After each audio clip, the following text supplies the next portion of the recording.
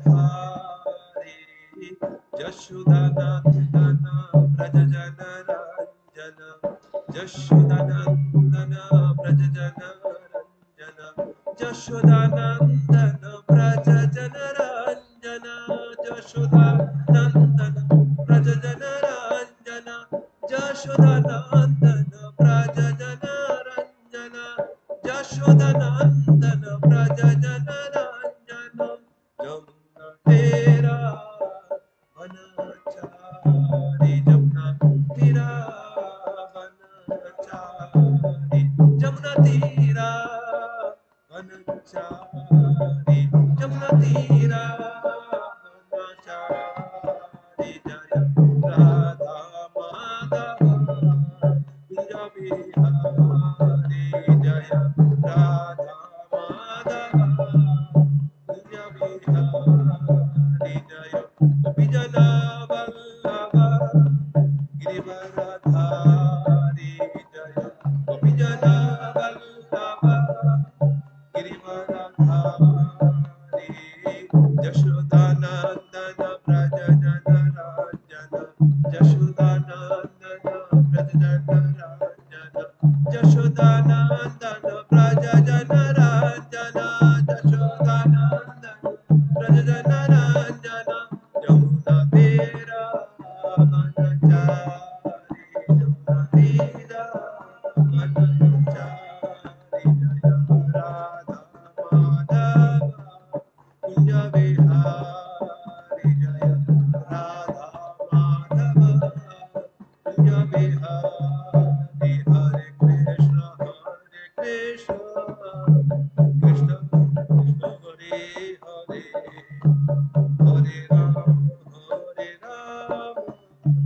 राम राम हरे हरे हरे कृष्ण कृष्ण कृष्ण कृष्ण हरे हरे हरे राम राम राम हरे हरे हरे कृष्ण कृष्ण कृष्ण कृष्ण हरे हरे हरे राम राम राम हरे हरे हरे कृष्ण कृष्ण कृष्ण हरे हरे हरे राम राम राम हरे हरे हरे कृष्ण कृष्ण कृष्ण हरे हरे हरे राम राम राम हरे हरे हरे कृष्ण कृष्ण कृष्ण हरे हरे हरे राम राम राम हरे हरे हरे कृष्ण कृष्ण कृष्ण हरे हरे हरे राम राम राम हरे हरे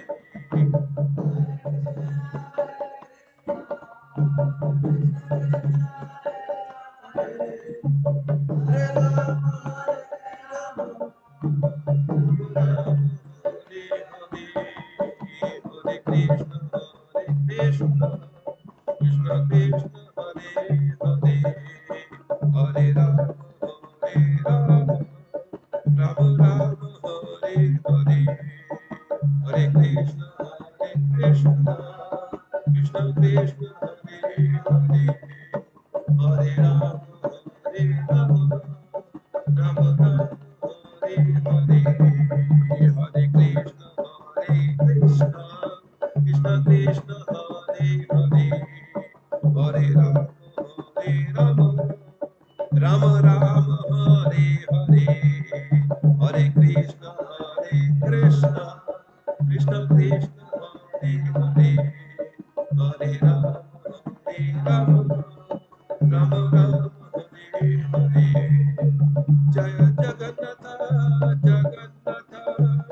बलदेवा जय सुभद्रा जय जगन्नाथ जगन्नाथ बलदेवा जय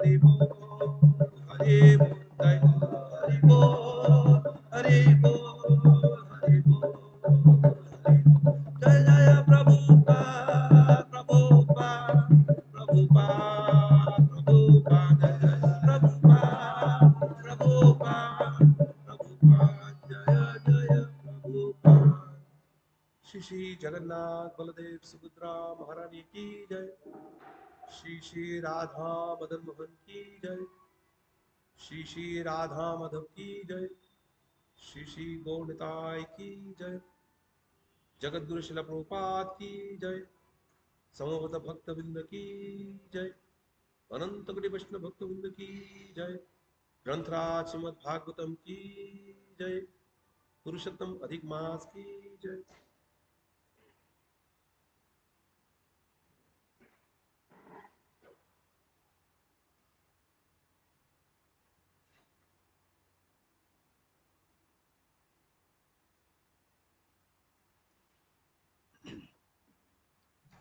हरे कृष्ण।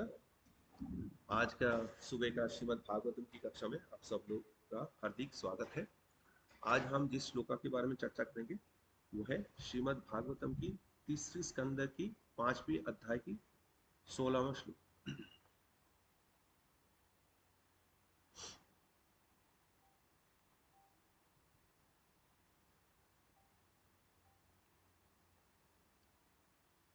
ओम नमः भगवते वासुदेवाय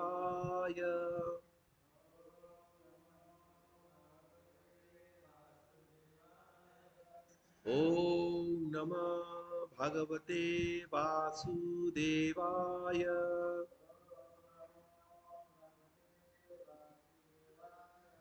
ओम नमः भगवते वासुदेवाय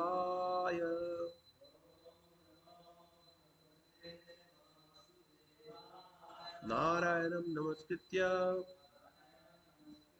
नरं चैव नरोत्तमं देवीं सरस्वतीं व्यासं ततो जयमुदीरयेत्। नष्टप्रायेषु अभद्रेषु नित्यं भागवत सेवया भगवती उत्तम श्लोके भक्तिर्भवति नैष्टकी।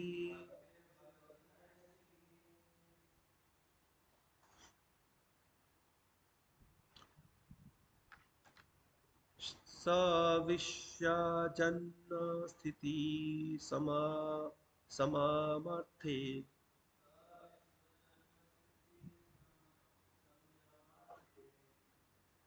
कृत्वार्थ कृतावर्तरा प्रगृता शक्ति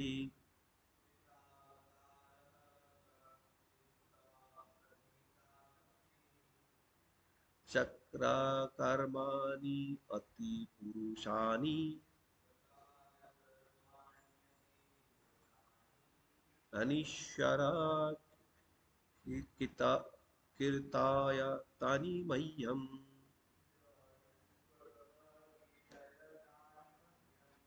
सविश्वजन्म स्थिति संयमार्थे कृतावतारा प्रगृता शक्ति चकार कर्माणि अति पुरुषाणि अनीश्वरा कीर्तया तानि मह्यम्।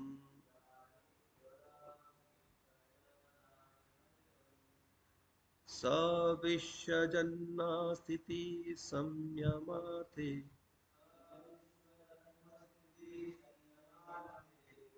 कृतावतारा प्रकृता शक्ति चकार कर्माणि अति पुरुषाणि यनीश्वरा कीर्तयतानि मह्यम्।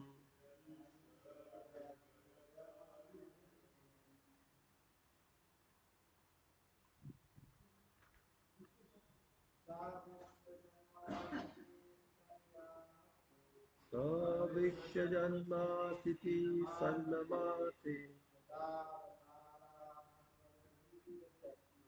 कृतावतारा प्रकृता शक्ति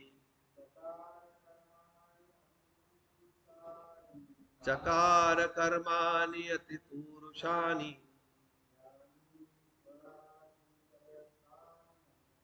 यानि शराय कीर्तया तानि मह्यम्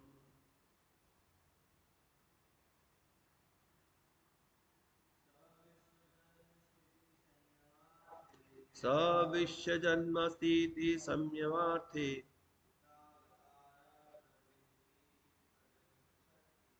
कृतावतारा प्रगृहीत शक्ति चकार कर्माणि अति पुरुषाणि ज्ञानीश्वरा कीर्तया तानि मह्यम् सविश्य जन्म स्थिति सन्नमार्थे कृतावतारः प्रकृतिः शक्ति चकार कर्माणि अति पुरुषाणि ज्ञानीश्वरः कीर्तया तानि मह्यम्। अभी हम शब्दार्थ अनुवाद और तात्पर्य पढ़ेंगे। श्रील प्रभुपाद श्रील प्रभुपाद की जय। स श्री भगवान विश्व ब्रह्मांड जन्म सृष्टि स्थिति भरण पोषण संयम अर्थ है पूर्ण नियंत्रण की दृष्टि से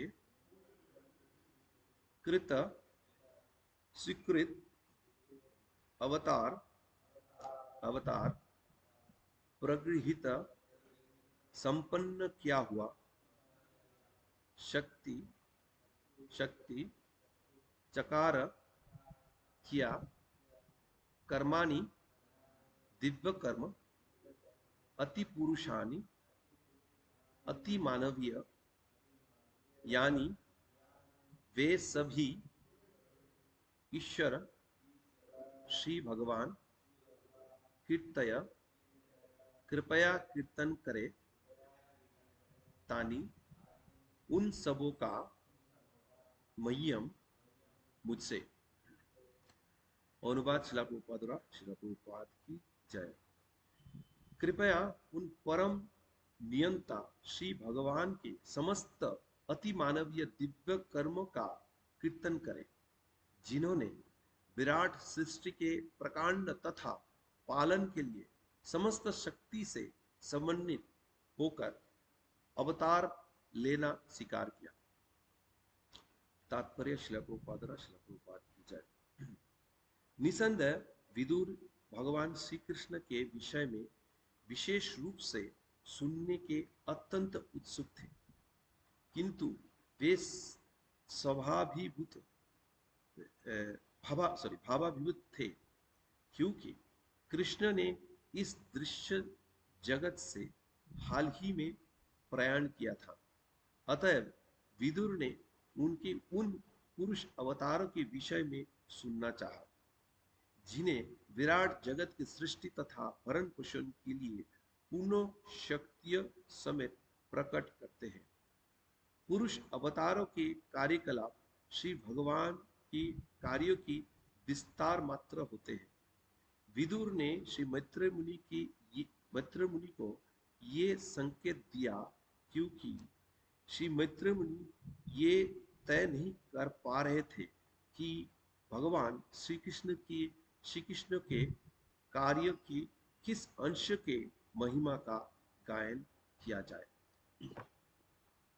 ओम अज्ञानतिमिरान्धस्य ज्ञानाञ्जनशलाकया चक्षुरुन्मिलितं येन तस्मै श्रीगुरवे नमः। श्रीचैतन्यमनोभीष्टं स्थापितं येन भूतले स्वयं रूप कदा मह्यं ददाति सोपदान्तिकम्।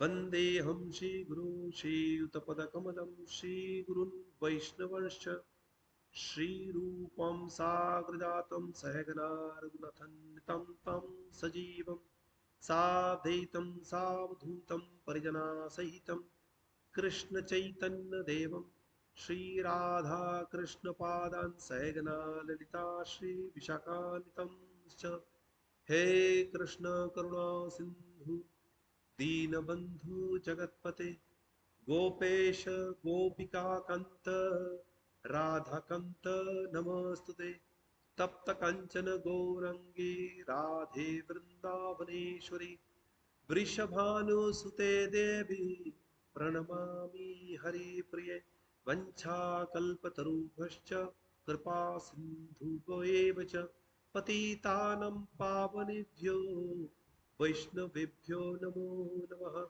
जय श्री कृष्ण चैतन्य प्रभु नित्यानंद श्री अद्वैत गदाधर शिवासादि गौर भक्त वृंद हरे कृष्णा कृष्णा कृष्णा हरे हरे हरे राम राम राम हरे हरे।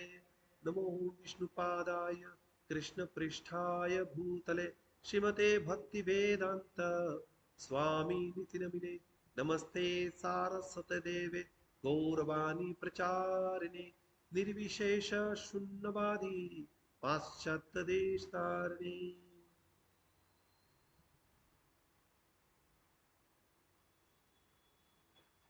हरे कृष्ण। तो ये जो अध्याय है इसका शीर्षक है श्री मैत्रेय मुनि से विदुर की वार्ता। उद्धव जी से मैत्रेय मुनि जब मिले वृंदावन में तो उद्धव जी की अ, परामर्श के अनुसार वो मैत्रेय मुनि से मिलने के लिए वृंदावन से हरिद्वार में आए और मैत्रेय मुनि से मिलने के बाद उनसे वो प्रश्न करने लगे। तो ये सारे जो प्रश्न है वो दूसरी श्लोका से लेके 16वें श्लोका ये सारे में बताए गए हैं। प्रश्न ही मतलब उसमें उनका अनुरोध भी है, इस विषय के बारे में बताइए, इस तरह का। तो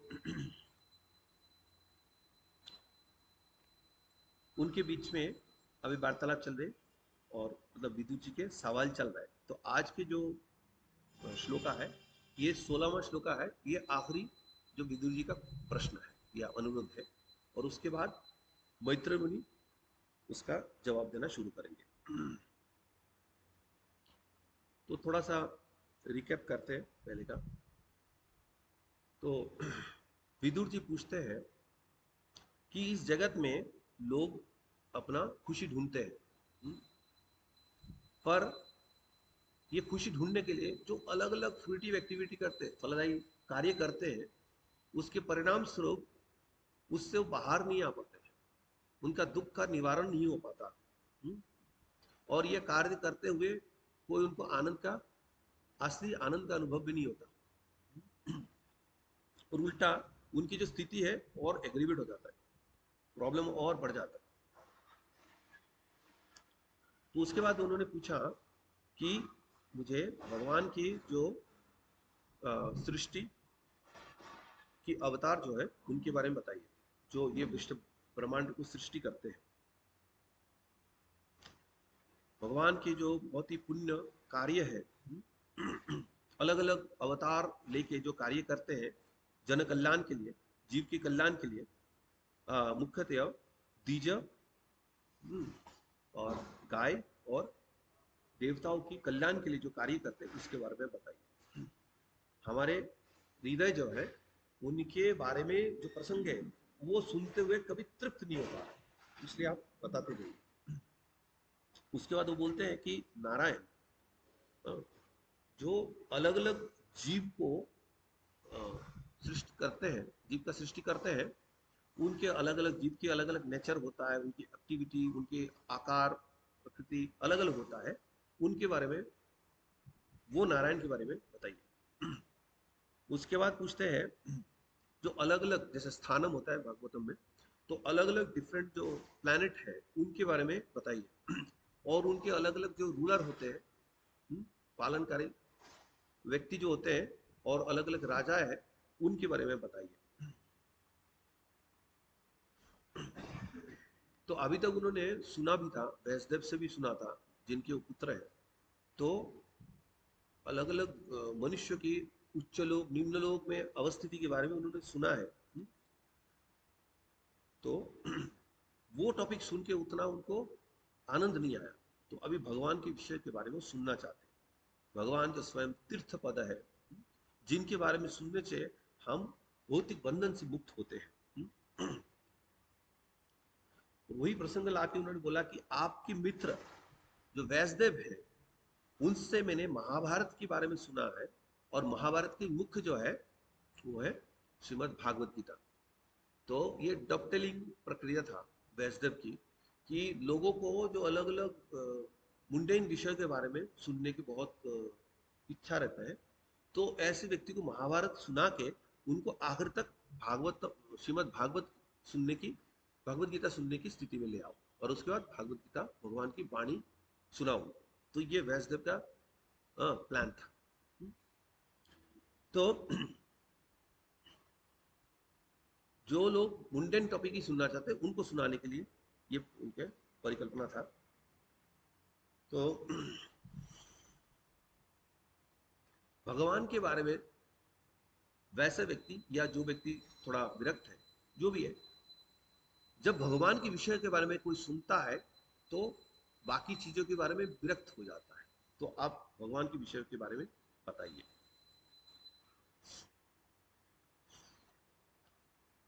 भगवान के जो चरण कमल के बारे में जब हम स्मरण करते सुनते हैं, तो भक्त लोग हैं जो ये कर पाते हैं, तो उनकी सारे भौतिक दुख कलवश सारे दूर हो जाते हैं, उसके कोई विलंब नहीं होते। तो उसके बाद उनके लिए बहुत दुख हो रहा है, जो व्यक्ति भगवान की तरफ इंक्लाइन नहीं, भगवत कथा सुनने के लिए इच्छुक नहीं, उनकी उनकी तरफ उनको बहुत दुख हो रहा है, उनको कंपेशन हो रहा है, उनके जीवन के समय वैसे ही व्यतीत हो रहा है जैसे हमने सुना है पहले, आयुर्हरति भाई उत्सव, तो बेकार में उनके जीवन ऐसे ही व्यतीत हो रहा है भगवान की प्रसंग के बारे में ना सुन के। भगवान के विषय जो अकेला वही विषय है जो सर्व जीव के कल्याण कर सकता है, आप उस विषय के बारे में बताएं। जैसे हम सुने हैं नरोत्तम दास ठाकुर की प्रेयर में, ज्ञान कांड कर्म कांड केवली विषेर भंड, अमृत बोलिए जेवा खाए नाना जोनी सदा फेरे, कदर्ज भक्षण करे तार अधपति। तो बेसिकली ये बाकी जो विषय है जो थोड़ा बहुत रिलीजियस है, वो वही कर्मकांड ज्ञान कांड के पीछे भागते हैं, पर यहाँ पे वो उनको रिक्वेस्ट करे जो एसेंस सारे टॉपिक का जो एसेंस है वो हमें बताइए, सार है वो आप हमें बताइए। उसके बाद आज की श्लोक में आते हैं हम। इसके बाद मैत्र मुनि उसका जवाब देना शुरू करेंगे।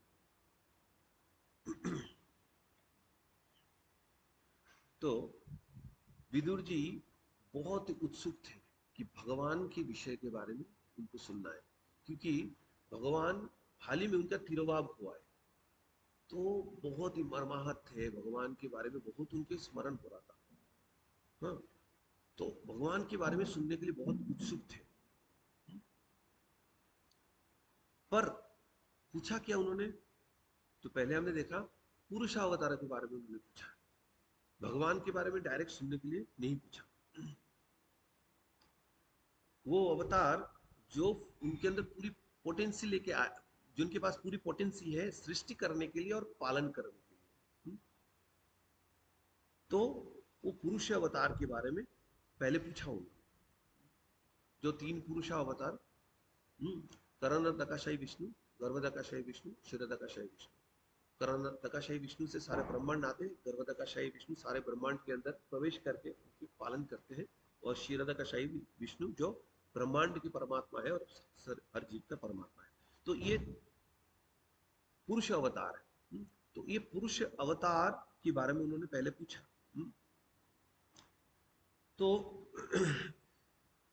ये पुरुष अवतार की जो कार्यकलाप है भगवान की एक्सटेंशन, भगवान स्वयं तो आके सृष्टि नहीं करते, वो उन्हीं के जरिए सृष्टि करते और ब्रह्मांड का पालन करते हैं।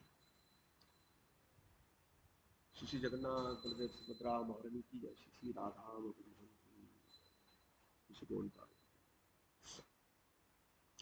तो ये जो है प्रभुपाद ने परपुट में बताया कि मैत्र मुनि को एक हिंट दे रहे थे कि किस विषय के बारे में उनको बताना है, एक हिंट दे रहे थे।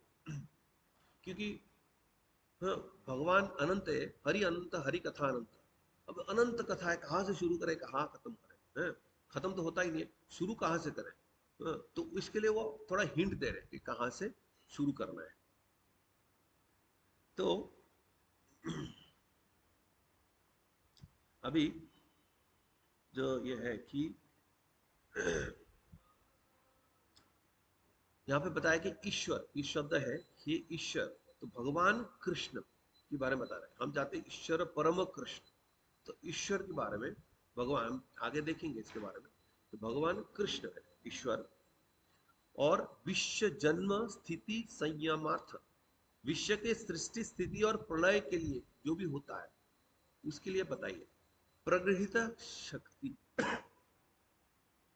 पूर्व में जो शक्ति को उन्होंने स्वीकार किया है,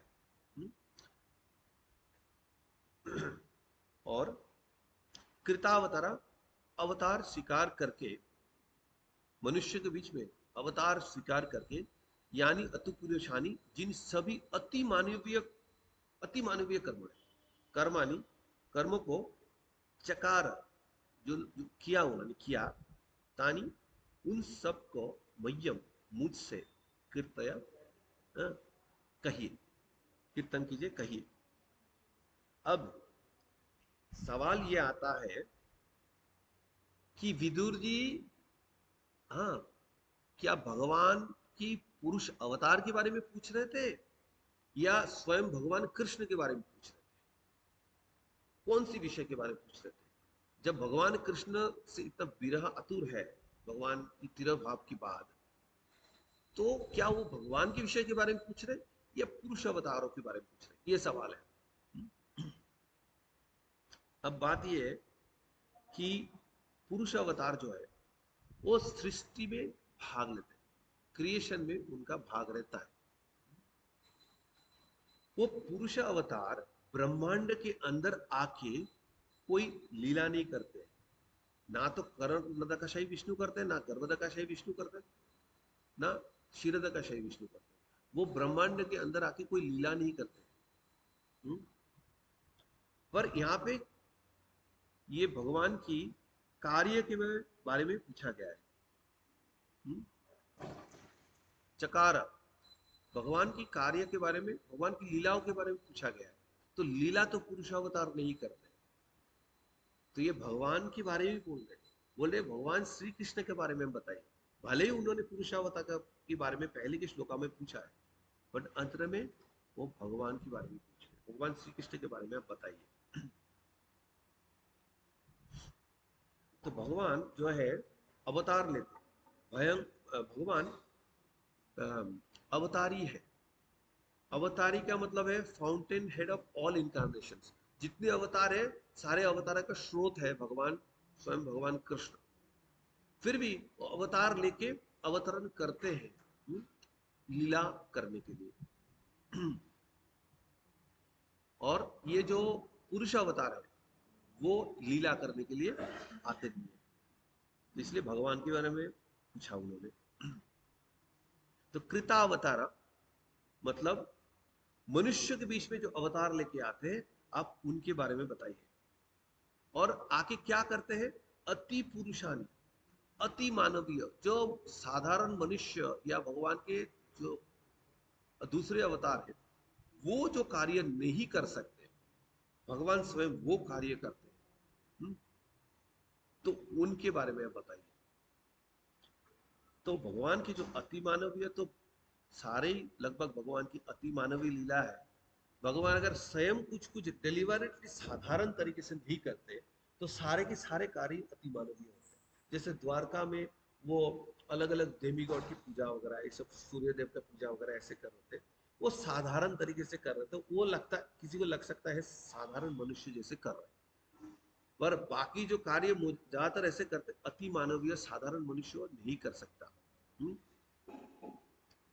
गोवर्धन पर्वत को वो 7 दिन तक अपनी लिटिल फिंगर में धारण किए, 7 दिन 7 रात तक, अति मानवीय कार्य है। तो ऐसे बहुत है।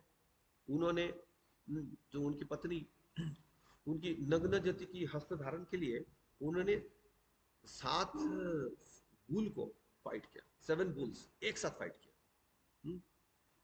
कभी कभी भगवान ने थोड़ा कंसेशन भी मांगा था उनकी पितृदेव से, नग्न जति की पितृदेव से।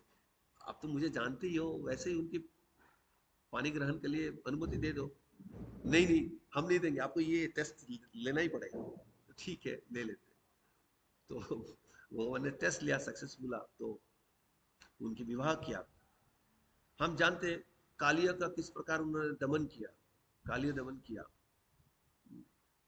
ये तो इस जगत की लीला है।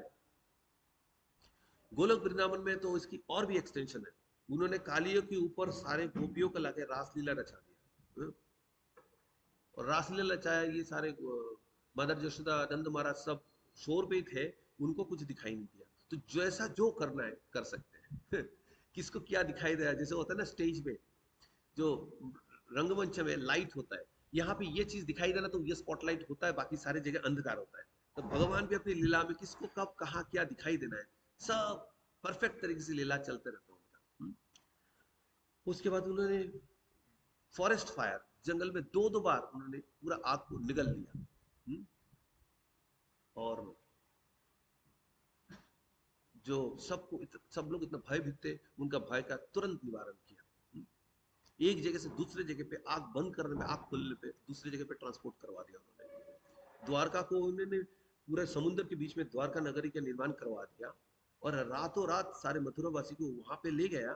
और उनको ऐसा लगा कि तो बहुत दिनों से हम यही रह रहे थे, ये ऐसे कार्य कौन कर सकता है, ऐसे कार्य कौन कर सकता है, यही सारे अति मानवीय कार्य भगवान कर सकते हैं। तो विदुर जी दूसरे भगवान की अवतारों के बारे में सुनने में इतना इंटरेस्ट नहीं है जितना भगवान की स्वरूप रहस्य के बारे में जानना चाह रहे हैं। अब हमारे परम पूज्य श्रीधर स्वामी अपनी टीका में लिखते हैं, आप विशेष रूप से भगवान श्री कृष्ण की कथाएं कहे, ऐसी आशय से उन्होंने ये श्लोक कहा। इस संपूर्ण जगत के सृष्टि आदि को कहने के लिए जिन्होंने पूर्व काल में अपनी माया शक्ति को अपनाया था, वे ही पुरुष रूप से अवतार ग्रहण करने वाले हैं, जिन कर्मों को कोई दूसरा पुरुष नहीं कर सकता है। वैसी जिन कर्मों को श्री भगवान ने किया, उन्हें कर्म उन कर्मों का आप विस्तार से वर्णन करें। तो ये भक्त का एक वो होता है, भगवान श्री कृष्ण के बारे में जब पूछने जाते हैं ना, तो लगता है आगे वाला संक्षेप में ना बता दे, तो ये जरूर जोड़ते साथ में विस्तार से बताइए। भगवान भी भगवत गीता में जो बोलते हैं ना अर्जुन को, अशेषता हम पूरी तरह से बताएंगे आपको अर्जुन को, तो विस्तार से बताइए। तो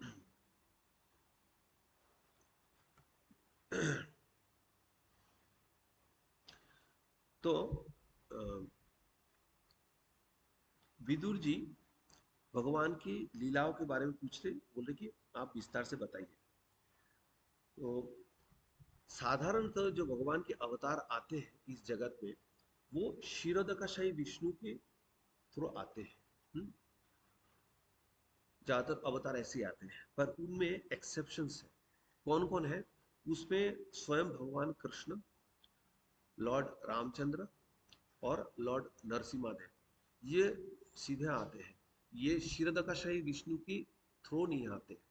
हम्म, तो वैसे इनके बारे में शिला रूप गोस्वामी ने लघु भागवतामृत में बताया, पराविश परावस्था अवतार, परावस्था अवतार, ये तीनों अवतार है। तो अब इनके जो ऐश्वर्या है वो, अगर जैसे लॉर्ड नरसिम्हा देव, लॉर्ड रामचंद्र और कृष्ण के बारे में बताए, तो इनके जो ऑपुलेंस है, जो डिवाइन पावर है, उसका जो डिस्प्ले है, पावर की डिस्प्ले, वो अ, जो नरसिम्हा देव में सबसे ज्यादा है। वो बहुत ज्यादा स्वीटनेस ऐसे कुछ डिस्प्ले नहीं करते, एकदम ब्रूट पावर सब दिखाते हैं। जब लॉर्ड रामचंद्र की बात करते हैं, उनके अंदर भी पावर है, बट थोड़ा स्वीटनेस है उनके अंदर। पर जब कृष्ण पे आते तो ये बहुत, भगवान पूर्ण पुरुषत्व में इज वेरी स्वीट। तो माधुर्य के ऊपर बहुत लीला करते हैं। तो मधु उनके भगवान के जो चार विशेषता है बाकी अवतार से, जो उनको अलग करते हैं, वो है चार उनका माधुरी। रूप माधुरी एक है उनका, रूप बहुत सुंदर है। एक है उनका वेणु माधुरी, वेणु बजाते सबको मोहित कर देते हैं। एक है उनका लीला माधुरी, कितना सुंदर मधुर लीला करते हैं। और भक्तों के साथ, भक्त माधुरी जो होते हैं, भक्तों के साथ वो लीला करते हैं। तो ये जो चार गुण है भगवान के, ये चार गुण उनको दूसरे अवतारों से अलग करते हैं। जो कार्य दूसरी अवतार करते हैं, वो ही कार्य को उससे भी ज्यादा करते हैं, और उसके पूरा एक मधुरता के एक फ्लेवर डाल देते हैं। तो बहुत सुंदर लगता है वो चीज। तो जैसे कोई भगवान जब द्वारका में गए, वह क्षत्रिय के रूप में अपने आप को प्रदर्शित कर रहे थे, और मथुरा में भी आए तब भी उनका क्षत्रिय जैसा कार्य कर रहे थे, पहले वैश्य जैसा कार्य कर रहे थे। तो उनके पास टाइम इतना यूनिक है कि अब जरासंध से 17 बार लड़ चुके, तो लोग क्या एक्सपेक्ट करेंगे? अभी काला जमाना आया है, इतना दूर से आया लड़ने की अभिप्राय लेके, और भगवान क्या बोलते हैं? बिना शस्त्र के चले गए उससे लड़ने के लिए। अब बोला, अरे उसका भी थोड़ा ईमान था, अरे शस्त्र बिना लेके आए लड़ने के लिए, चलो मैं भी रथ से उतर जाता हूँ बिना शस्त्र के, खाली हाथ लड़ेंगे। आए नजदीक, अरे ये लड़ने के लिए कहा है, तो भाग दिए, भाग लिए, भगड़े हो गए। तो बोले चलो मैं भी पीछे भागता हूँ। तो ये सब नाटक जो है, ये हम किन की बात करें? Supreme personality of God head की बात करें, और ये सब हो रहा है। ये लगता है ये टू सिली है, बट ये टू स्वीट है। भगवान ऐसे कार्य करते हैं, और बोलते हैं कि भाई तुम्हें मारने के लिए तुम्हें छूने का भी मुझे आवश्यकता नहीं है। हम्म? भगवान ने काला जी को छुआ ही नहीं, उसका अंत हो गया। तो उसी प्रकार भगवान जब और वही भगवान जो अर्जुन को युद्ध क्षेत्र से लड़ने के लिए स्ट्रिक्टली मना कर रहे हैं, भागने के लिए स्ट्रिक्टली मना कर रहे हैं, बोले लड़ो, और वही भगवान भाग लिए। अब उल्टा है, अब इतने योद्धा जो है, और उसके पहले जरासंध से जो लड़े थे ना, ये 24-24 अक्षनी सेना लेके आता था हर बार, और वो सिर्फ अपने साथ बलराम जी होते थे, दो लोग मिलके 24-24 अक्षनी एक एक बार में साफ करते थे। और उसके बाद भगवान जो हर चीज के मालिक है, उनके सारे अलंकार वगैरह ये सब कलेक्ट करते थे, सारे जो सैन्य मरे। तो ये भगवान की इतना ही स्वीट लीला है। तो अभी ये जो है, भगवान ऐसे अभी दोबारा द्वारका में तो भाग भाग के गए, जरासंध पीछा किए, तो वो बलराम जी को भी मना लिया, खुद तो भागे, बड़े भाई को भी बना लिया, दोनों ही भागते हुए गए। बीच में भी कितना उन्होंने उनका लीला किया। तो ये दोनों माधव भागे और द्वारका पहुंचे, उसके बाद भी उनका क्या लीला है? रुक्मिणी देवी को बचाने के लिए, वो उनको उठाने के लिए वो इतने सारे जो राजा है उनके बीच में आए, और जैसे एक शेर जो जैकल्स इनके मुंह से खाना छीन लेता है, वैसे रुक्मिणी देवी को उठा के ले गए, और सब देखते ही रह गए, ठहरे ठहरे की ठहरे रह गए, बोलते हैं, देखते ही रह गए। ऐसे लीला करते भगवान। मतलब इतने डेयरिंग लीला हमने भी सुना ऐसे, जो राक्षसी तरीके से जो वो करते हैं ना, विवाह करते हैं, ऐसे और भी ऐसे अ, है वर्णन। पर इस तरह का डेयरिंग लीला बहुत कम सुनने को मिलता है। सब तैयार थे शस्त्र अस्त्र लेके, उनके बीच में से ले गए भगवान, तो सब देखते ही रह गए। तो ये अति मानवीय लीला करते भगवान। 16,108 पटरानी को अलग अलग महलों में सबके साथ वो ऐसे ही थे। और सिर्फ इतना ही नहीं है, कोई रानी अगर पतली है तो उनके हिसाब से अपने को पतला कर लिया, कोई थोड़ी हैवी है तो उनके हिसाब से हैवी कर लिया, जैसे कस्टमाइज करना है अपने आप को वैसे कस्टमाइज कर लिया। दिन की एक ही समय में अलग अलग दिन की अलग अलग प्रहर को प्रकट किया, उसी हिसाब से लीलाएं की। तो ये सब अति मानवीय लीला है भगवान की। उनके दो भक्त थे, बहुलश्य और श्रुतदेव, नेपाल के उधर है ना। तो एक थे बहुत बहुलाश्य, मतलब he was a king, he was a rich king, और श्रुतदेव he was poor, ऐसा है ना। अब दोनों के मन में अभिप्राय थी, भगवान उनसे मिलने गए। अब ऐसे कौन करेगा, हम जब किसी के साथ मिलने जाते हैं ऐसे दो इनविटेशन आ जाता है, तो हम सोचेंगे किसके पास पहले जाए किसके बाद में जाए। भगवान ने ऐसे नहीं सोचा, रथ में भर भर के पता नहीं कैसे कौन कौन ऋषियों को ले गए। एक जगह तो वर्णन तो मैंने देखा, सुखदेव गोस्वामी को ले गए, सुखदेव गोस्वामी को रथ पे चढ़ा दिया, if I am not wrong, मुझे जहां तक याद आ रहा है। तो उनको लेके गए। अब बहुलाश्य श्रुतदेव की घर पे एक ही समय पे गए, ये कौन करेगा एक ही समय पे। दोनों जो इतने सारे ऋषियों का समूह है, सबका रेप्लिका बना के एक ही साथ में दोनों के पास चले गए, उनको लगा मेरे पास ही मिलने के लिए ये लोग आए। तो ऐसे अति मानवीय लीला की। अब हम सुनते हैं शारार्थ दर्शनी टीका में आचार्य कहते हैं, मुझे मुझे तृप्त करने हेतु मेरे प्रश्नों के संक्षिप्त उत्तर देने की पश्चात कृपया श्री कृष्ण के अवतारों के विषय में विस्तार पूर्वक वर्णन करें, क्योंकि मधुरेण समापय सॉरी मधुरेण समापयत न्याय अनुसार समस्त उपाख्यान एक मधुर बिंदु पे ही समाप्त होने चाहिए। तो सारे अवतारों के बारे में थोड़ा थोड़ा बताइए, भगवान के बारे में विस्तार में बताइए। दसम स्कंद में विस्तार में अल्टीमेटली बताया गया भगवान के बारे में।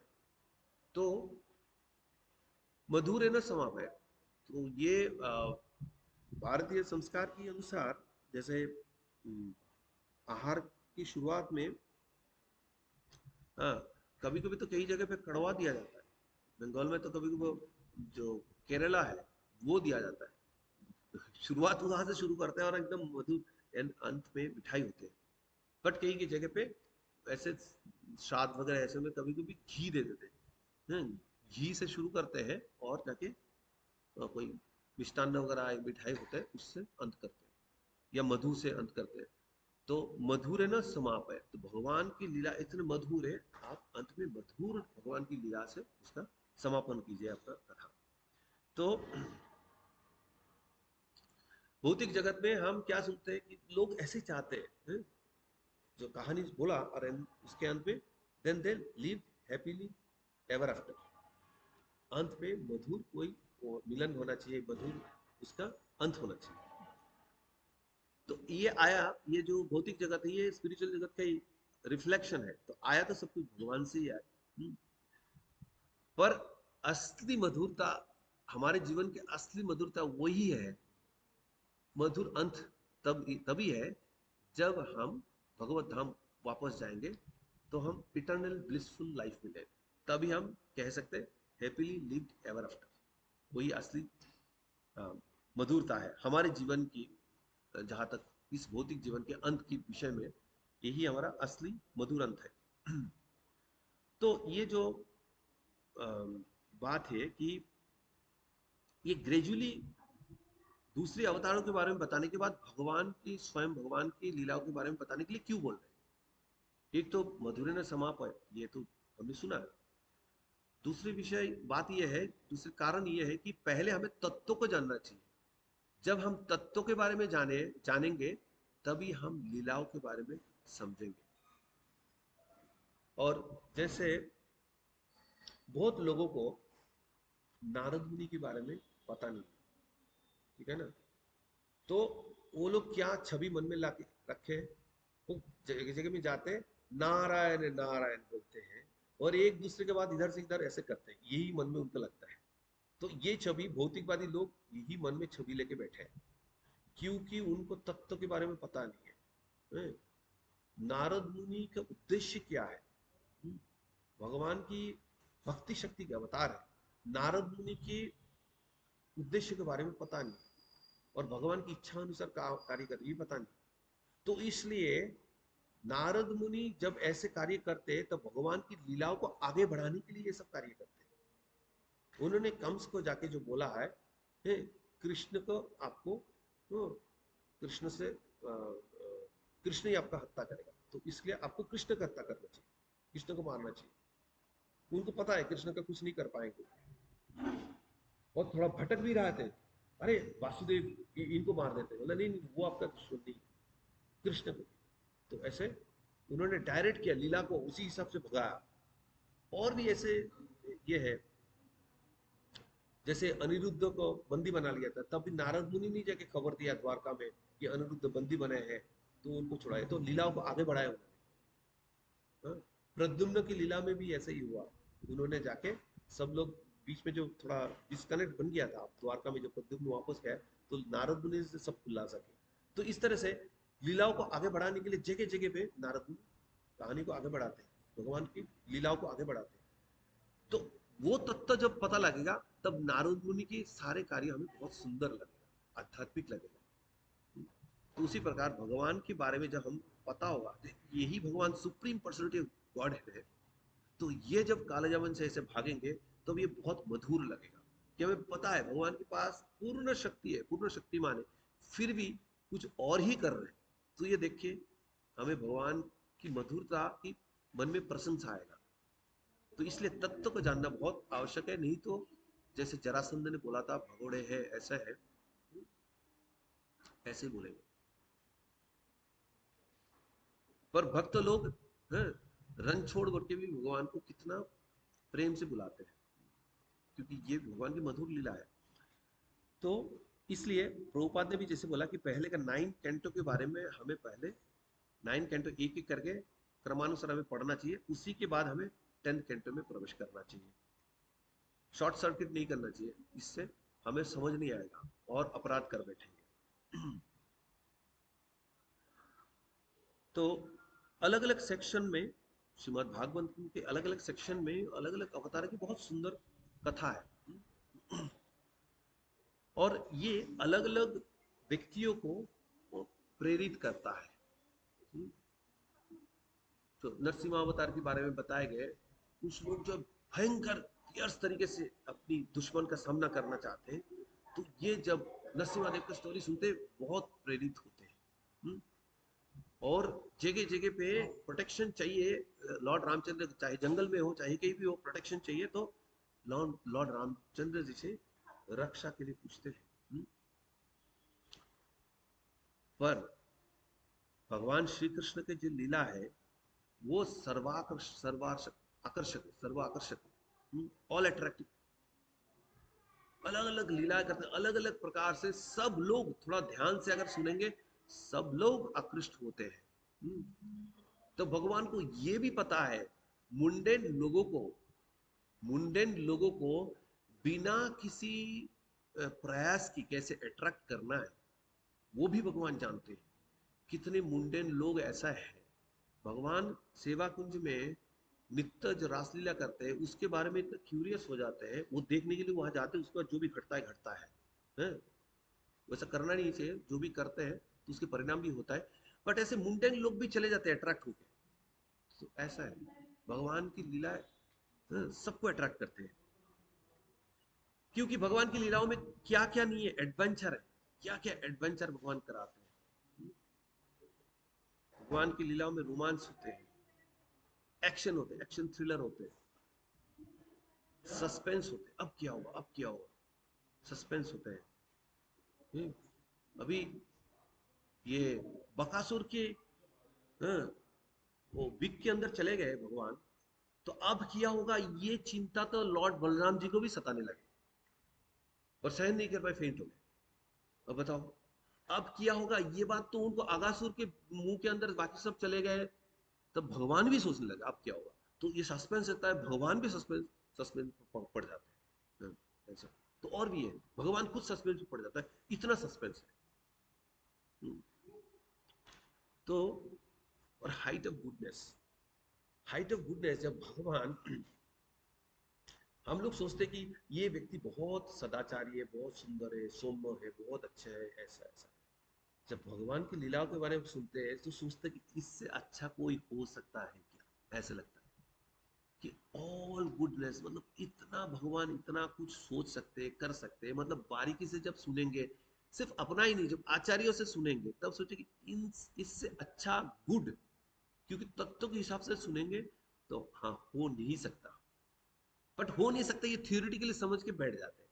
बट जब लीलाओं के बारे में उसके बाद हम सुनते हैं कि ये भगवान लीलाओं से बता रहे इससे अच्छा कोई हो सकता है कि नहीं हो सकता, इतने अच्छे, इतने अच्छे। भृगु मुनि ने पैर सीने में जाके ही किक्ड ऑन द चेस्ट, भगवान ने कितना सुंदरता से उसको बोला है कि आपके पैर में चोट तो नहीं लगी। तो ये तो छोटी छोटी बात है। भगवान कृष्ण की लीला में आते तो और स्वीट स्वीट लीलाएं भगवान दिखाते, दर्शाते। तो ये स्वीटनेस है भगवान की। तो और ऊपर से भगवान एक कार्य करते हैं तो उसे बहुत सारे कार्य संपादन हो जाते हैं, तो ये भी है। तो तो इससे हमें बहुत आनंद मिलता है। भगवान की लीलाओं के बारे में जब सुनते हैं हमें बहुत आनंद मिलता है, और हम तृप्त नहीं हो पाते, और सुनने के मन करता है। अब चाहे उसके लिए कोई कार्टून ही बनाते हैं, जैसे लिटिल कृष्णा कार्टून बने, तो बच्चों में ये बहुत पॉपुलर हो गया। तो इस तरह का पास टाइम बच्चों को भी अट्रैक्ट कर लिया। आपको बच्चों के बोलने का जरूरत नहीं है, ये कार्टून देख देख के बहुत अट्रैक्ट हो जाएंगे बच्चे, उनको पता है ऐसे कार्टून और कहीं उनको देखने को नहीं मिलेगा। अति मानवीय है। हम्म? तो भगवान की ये चार ऑपुलेंस के चलते, एडिशनल ऑपुलेंस के चलते ये इतना स्वीट हो जाता है, ये मतलब लगता है कि हम सुनते ही रहे, सुनते ही रहे। हम्म? और स्वीटनेस पे जब उतर आते हैं तो ऐसा स्वीटनेस दिखाते भगवान, जैसे नंद महाराज बोले कि उनकी पादुका लाने के लिए बोले, तो कृष्ण ने वो पादुका ना अपने सर पे लेके आ जाए। बताओ, supreme personality of God head है, अपनी पिताश्री के पादुका सर पे लेके, सामने लेके एकदम इनोसेंट तरीके से खड़े हैं। तो इतना स्वीट लीला करते भगवान। तो और ऊपर से ताकि लोग उनसे रिलेट कर पाए, कोरिलेट कर पाए, तो इसलिए भगवान कुछ कुछ लीला ऐसे करते हैं जैसे गलती हो गई, जैसे सिमिंगली कोई मिस्टेक हो गया, तो ऐसे भी करते ताकि लोग उससे रिलेट करें। अब जैसे भगवान ने बोला कि मैं तो कुरुक्षेत्र के युद्ध में शस्त्र नहीं उठाऊंगा, अब लगा अरे कुछ दिन पहले बोला था ना, अब युद्ध शुरू हुआ, भगवान भूल गए होंगे। अब वो रथ के व्हील लेके विश्वामित्र पितामह की तरफ भाग लिए, तो सब बोले हाँ पकड़ लिया, देखो अभी भूल गए ना, गलती कर बैठे ना। तो ऐसे अब भगवान की लीला इतना गूढ़ है, जो समझ नहीं आएगा तो मतलब नॉन डिवोटीज के लिए भी भगवान कुछ कुछ मसाला तो दे ही देंगे, उनको भी कुछ मसाला मिल जाता है कि रस वही सह, भगवान हर तरह का रस दे सकते हैं। तो सबको रस मिल जाता है। तो जब ऐसे हम सुनते समझते कि भगवान कभी कभी भक्तों को बचाने के लिए अपनी तो प्रतिज्ञा उसको भी तोड़ देते हैं, तो और एक लेवल पे चले जाते हैं। हाँ? जो हम सोचते हैं कि ऑलवेज स्पीक द ट्रूथ, इतना समझ के हम संतुष्ट हो जाते हैं, पर भगवान बोलते हैं अरे भाई, हाँ? जो उन्होंने युधिष्ठिर महाराज को बोले भाई देखो तुम्हें झूठ बोलना है, अब उसके ऊपर और एक लेवल पे जाके पता लगता है कि भगवान की प्रसन्नता करने के लिए जो बोलना है सो बोलना है, वही असली सच्चाई है। वही असली धर्म है। तो भगवान ने और एक लेवल पे ले गए। तो मानवीय क्या है, सच बोलो, और ये अति मानवीय पे ले गए भगवान। अति मानवीय मतलब भगवान की प्रसन्नता के लिए जो बोलना है बोलो, जो करना है करो, जो बुलवाना वो युधिष्ठिर महाराज से बुलवाया, जो करवाना है अर्जुन से बाकी लोगों से करवाया भगवान ने। भगवान के आनंद प्रसन्नता के लिए जो करना है वही असली भक्ति है, वही असली कार्य है, क्योंकि जीवेर स्वरूप है कृष्ण दास। तो एक तरह से देखो तो अति मानवीय। अब अर्जुन ने भी पूरे भरोसा है भगवान के ऊपर, बड़े बड़े प्रतिज्ञा कर डालते हैं। हाँ, तो हम जैसे ये द्वारका में ब्राह्मण के पुत्रों को नहीं बचाएंगे तो अग्नि में प्रवेश कर जाएंगे, बस बोल डाला। अब भगवान ने भी बचा लिया समय पे आके। एक बार नहीं, बार बार ऐसे हुआ। तो ऐसे भक्तों को बचाते। तो इस प्रकार भगवान अति मानवीय लीला करते हैं। अपने भक्तों को लेके, अर्जुन को लेके वो महाविष्णु के पास पहुंच गए। बताओ, अति मानवीय लीला। एक छोटा सा स्मॉल ट्रिप देने के लिए महाविष्णु के पास पहुंच गए, वो वापस आ गए वहां से। ऐसे अति भगवान की लीला तो बहुत है, ऐसे अति मानवीय लीला है। तो हमारे कुछ आचार्य जीव गोस्वामी अपने क्रम संदर्भ में बताते हैं, अपनी टीका में बताते हैं, यद्यपि विदुर जी कृष्ण कथा में विशेष रूप से अनुरक्त थे, किंतु विरह जनित दुख की बुद्धि के वृद्धि की भय से वे सामान्य प्रश्न पूछने लगे, एवं मैत्रेय मुनि भी इन कथाओं के लिए प्रस्तुत नहीं हुए थे। एकदम से भगवान के बारे में टॉपिक बोलना, थोड़ा वार्म अप भी चाहिए ना। जैसे बड़े बड़े राजा जो पहले आते थे ना, सचिन सच चक्रवर्ती महाराज बता रहे हैं, पूरा माहौल बनता था, उसके बाद वो महाराज प्रवेश करते थे। अब भगवान के भी लिए ऐसे माहौल क्रिएट कर लिए। पूरे 9 घंटों की पूरी सारे अवतार को बताने के बाद जब भगवान के एंट्री होगी, रॉयल एंट्री होगी, रॉयल तो छोटी वर्ड है, ये हम बोल भी नहीं सकता किस तरह का एंट्री है। वेरी वेरी स्पेशल एंट्री है भगवान की जो है, वो तब जाके समझ आएगा, तब हम उसको रिलीज कर पाएंगे। तो मैत्रेय मुनि भी उस तुरंत ऐसे विषय के बारे में बोलने के लिए प्रस्तुत नहीं थे, और जो मूड था, इच्छा थी विदुर जी की वो भगवान के बारे में सुनने का, बट उस समय जो उनकी स्थिति थी, परिस्थिति थी, वैसा नहीं थी, क्योंकि वो सुनते तो वो समाधि में चले जाते, तो कौन किसको कथा बोलता। जैसे राधा रानी के बारे में सुखदेव गोस्वामी ये प्रसंग नहीं लाए, क्योंकि अगर बोलते तो स्टन हो जाते और कुछ बोल नहीं पाते, और समय बीतता रहता। परीक्षित महाराज के 7 दिन तो ऐसे ही बीत जाता। तो उसके बारे में संवेदनशील थे, तो इसलिए वो प्रसंग नहीं उठाया। हाँ, और यहाँ पे भी अगर विदुर जी वो बोलते हैं तो मैत्री मुनि का क्या होता उनको पता नहीं, अपनी हालत तो खराब हो जाता, वो समाधि में चले जाते। तो इसलिए उन्होंने ये प्रसंग उठाए नहीं। तो बोला हाँ, पुरुषावतार के बारे में बताइए, धीरे धीरे बाद में भगवान के बारे में विस्तार से बताइए। तो कृपया उन आश्चर्यजनक कार्यों का वर्णन करें जिन्हें वर्तमान समय में अवतार के रूप में प्रकट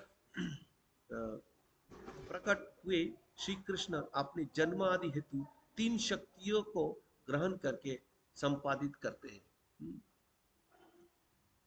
लादिनी, संदिनी, संबित, ये तीनों शक्ति के द्वारा भगवान जो अपनी लीलाएं करते हैं, और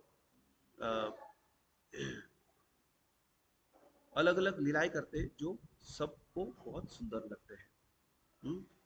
और आखिरी टीका हम पढ़ेंगे, बाल प्रबोधिनी टीका।